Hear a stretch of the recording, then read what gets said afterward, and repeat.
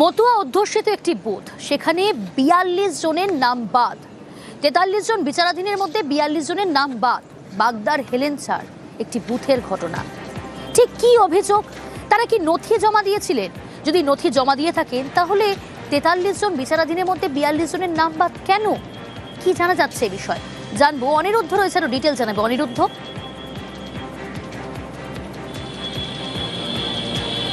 দেখো প্রিয়াঙ্কা, উত্তর ২৪ পরগনার মতুয়া অধ্যুষিত বাগদা বিধানসভা এবং এই মতুয়া অধ্যুষিত এলাকার মধ্যে হেলেঞ্চা গ্রাম পঞ্চায়েতের ১৩৩ নম্বর পুরাতন হেলেঞ্চার যে বুথ রয়েছে, সেই বুথে ৪৩ জন বিচারাধীনের মধ্যে ৪২ জনেরই ভোট কাটা গিয়েছে।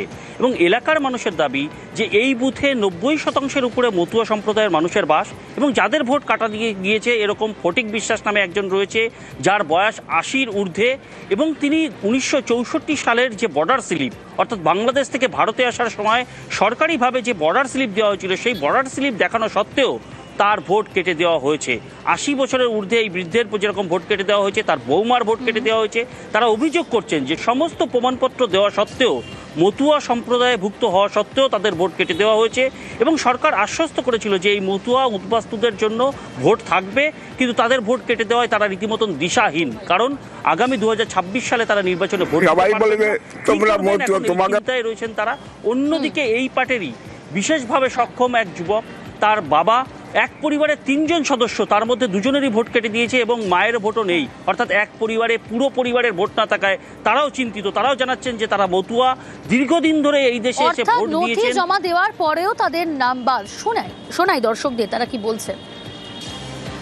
সবাই বলবে তোমরা মতুয়া, তোমাকে ভোট কাটবে না, কিন্তু আমাকে আমরা তো ওই দেশে চাইছি, নিপীড়ন হইয়া বাসস্থান ফেলাইয়া এই দেশে আসিয়া বসবাস করতেছি, তবু আমরা এতদিন ভোট দিয়ে আসতেছি, তবু আমাকে ভোটটা কাটিয়ে গেল।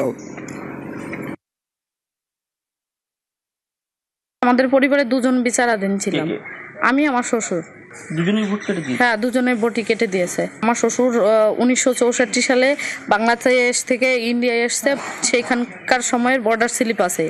৮৮ সালে জমির দলিল আছে, সেটাও দেখিয়েছি, তাও ভোটটা কেটে গিয়েছে। কিন্তু আমার ছেলেমেয়ের ভবিষ্যতের রক্ষার্থে আমার ভোটটা থাকবে আশা করছিলাম। আমাদের ভোটটা কেটে গেছে, এতে আমরা ভীষণভাবে কষ্ট পাচ্ছি।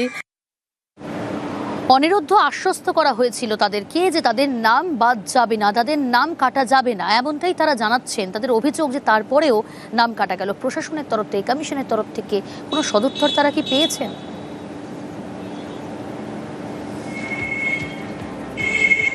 দেখো, এই বিষয়ে স্থানীয় বাসিন্দাদের যেটা অভিযোগ, তাদের অনেকের ২০০২ সালের লিঙ্কও জমা দিয়েছিল, অর্থাৎ তাদের যে ভোট ছিল বা তাদের বাবা মায়ের ভোট ছিল এমন লিঙ্কও তারা জমা দিয়েছে, কিন্তু সেই জমা দেওয়া সত্ত্বেও তাদের ভোট হয়নি। তা নিয়ে রীতিমতন তারা আতঙ্কের মধ্যে রয়েছেন। কারণ এই দেশে ভোট না থাকলে আদতেই তারা যে সমস্ত সুযোগ সুবিধা পাচ্ছেন, সেই সুযোগ সুবিধা থেকে বঞ্চিত হবেন কিনা।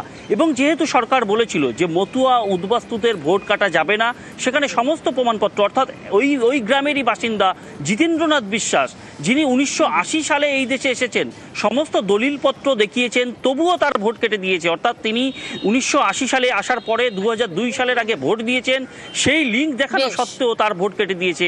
এ নিয়ে কিন্তু রীতিমতন তারা বলতে পারেন। বেশ।